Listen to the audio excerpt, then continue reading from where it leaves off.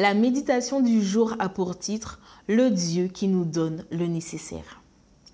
Craignez l'Éternel, vous ses saints, car rien ne manque à ceux qui le craignent. Psaume 34, verset 10. Quand David a pris le temps de voir la façon dont Dieu avait guidé sa vie, il a témoigné que rien ne manquait à ceux qui craignaient Dieu. Psaume 34, verset 10. Ce n'est pas que des paroles. Cette déclaration incluait un vécu personnel. Dans sa condition de fugitif, il est souvent arrivé à David de traverser des moments de pénurie et d'indigence. Un jour, la seule chose qu'il a trouvée pour calmer sa faim a été les pains consacrés. Le prêtre lui a permis de les manger. Une autre fois, il a été déshonoré par un homme brutal et endurci du nom de Nabal pour lui avoir demandé de la nourriture pour lui et ses hommes. Trouver de la nourriture n'a donc pas toujours été facile pour David. Mais une chose est claire dans le psaume 34, il n'a jamais manqué de nourriture.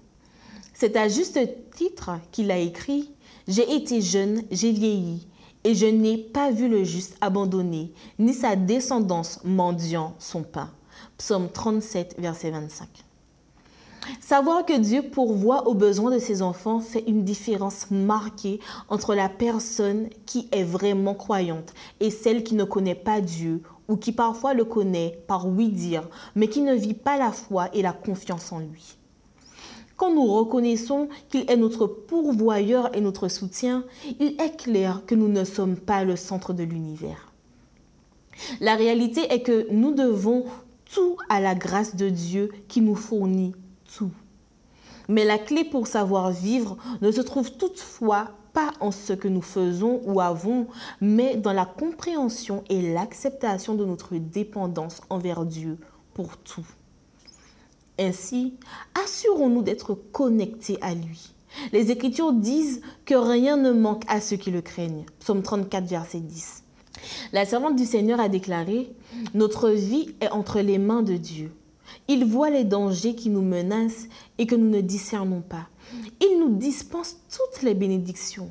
Il nous accorde toutes les grâces. Il préside à toutes nos expériences. » Donc, ce passage est tiré du livre « Dans les lieux célestes », page 266. Dieu nous accorde ces bénédictions pour qu'elles nous amènent à le connaître comme le Seigneur de notre vie.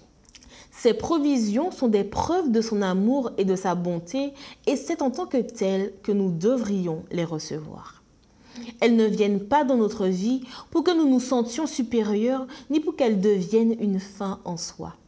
Le pourvoyeur sera toujours plus grand que la provision.